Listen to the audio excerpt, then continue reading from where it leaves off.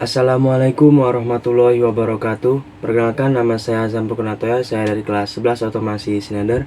Di sini saya ingin membuat video tentang suatu materi, yaitu suatu komponen dari input dan output.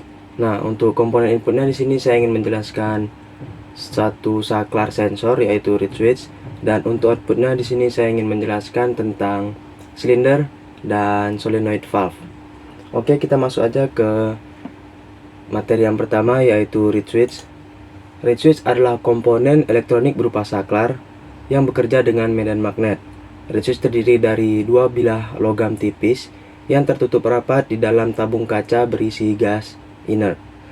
Ketika ada medan magnet mendekat, bilah logam itu saling menempel sehingga arus listrik bisa mengalir. Jika magnet dijauhkan, bilahnya terpisah lagi dan arus terputus.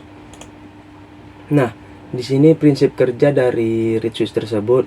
Yang pertama, kondisi awal yaitu tanpa magnet.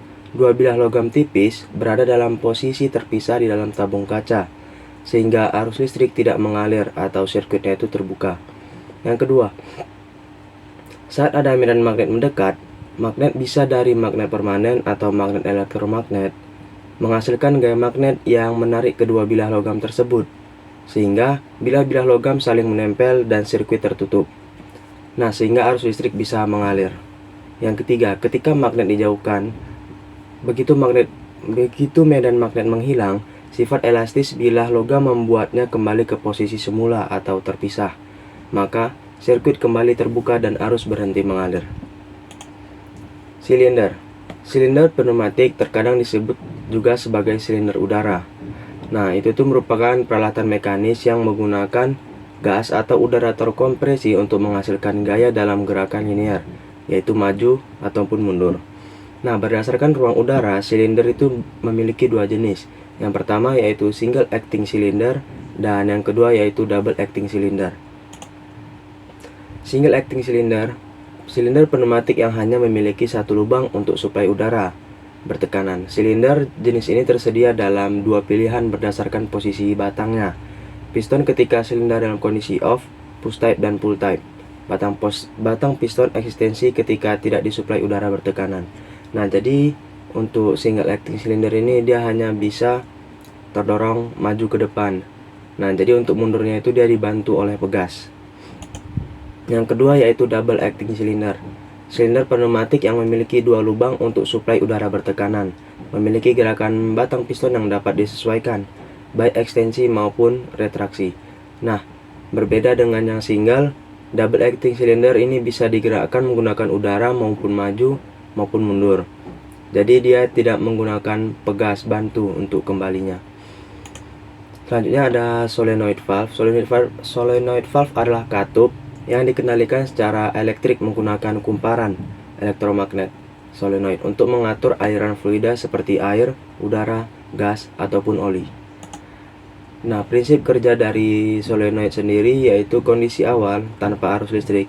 Kumparan solenoid tidak aktif sehingga tidak ada medan magnet. Pegas menekan plunger ke bawah menutup lubang katup atau orifice. Aliran fluida terhenti, ini disebut posisi NC atau normally close. Nah, yang kedua saat diberi arus listrik.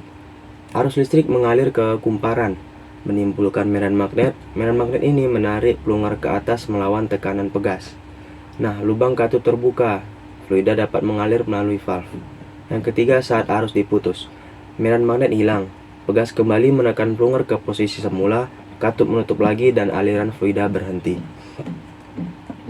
Nah, untuk jenis-jenis solenoid sendiri itu dibagi berdasarkan beberapa hal. Yang pertama yaitu berdasarkan posisi normal. Nah, untuk posisi normalnya sendiri itu ada dua, yaitu NC dan NO.